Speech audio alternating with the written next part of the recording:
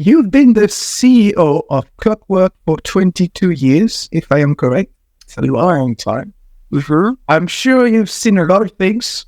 Many stuff must have happened during your journey. Mm-hmm. When we first met, you told me that you now feel crazy, and the word you use is crazy, not being involved in everything, while you used to feel crazy about being involved in everything before that. Mm-hmm. So how crazy is that? Are we never satisfied, us the entrepreneurs? I think that's true, actually. I think there's something about starting your own business that makes you a bit of a control freak. Yeah. When it's mine, when my word is at stake, when I have relationships with clients, letting go is one of the tough lessons to learn. Obviously, it's taken me 20 years to learn it.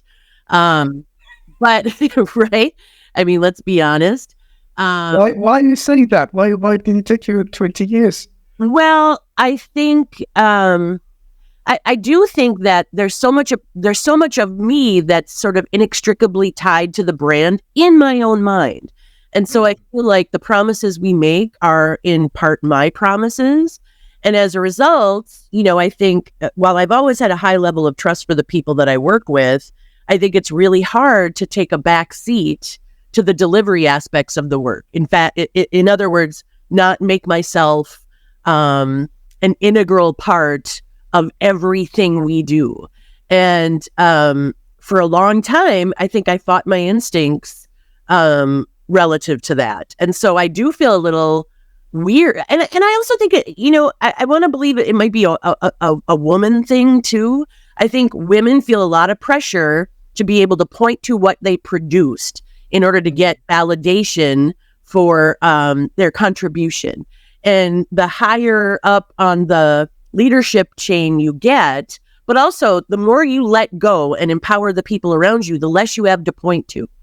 And I think that sort of instinctively is just counter to what I've learned in my career. And yet, the more I let go, the better we do. So, isn't it amazing? That is crazy, though. Yeah, it is. It is. The more you let go, the better you do. Mm-hmm. So, hence, not being the bottleneck works. That's absolutely true. It's absolutely true. So obviously, you learn to deal with bottlenecks. So you just talk about one big one, which is that ability to let go. But what have been some of the other major bottlenecks you faced along the way, and how did you manage to overcome them? Sure. I think, it's interesting because the bottleneck thing that you're talking about relative to me in my position in leadership can also just trickle down. So, what I've noticed is that when I let go and empower the people on my leadership team, oftentimes they then become the bottleneck. So we just remove a layer, but create additional bottlenecks. And I think they suffer from some of the same things. It's an instinctive human thing. If I'm involved, I can guarantee it will be delivered in the way that I expect it to be delivered. But if I am not involved, everything can go south. And so I do think that that is an illness of leadership.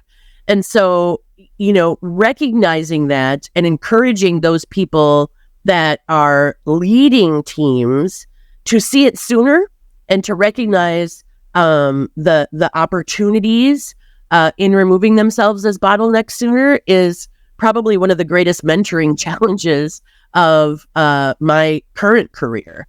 I think, letting go of it only to bestow that sort of burden on another person doesn't make any sense. You're not, in fact, removing the bottleneck. And so for me, that's an ongoing challenge. So you have to teach them. Mm-hmm. Mm-hmm. Yeah. And I don't think, I've got some great people on my leadership team.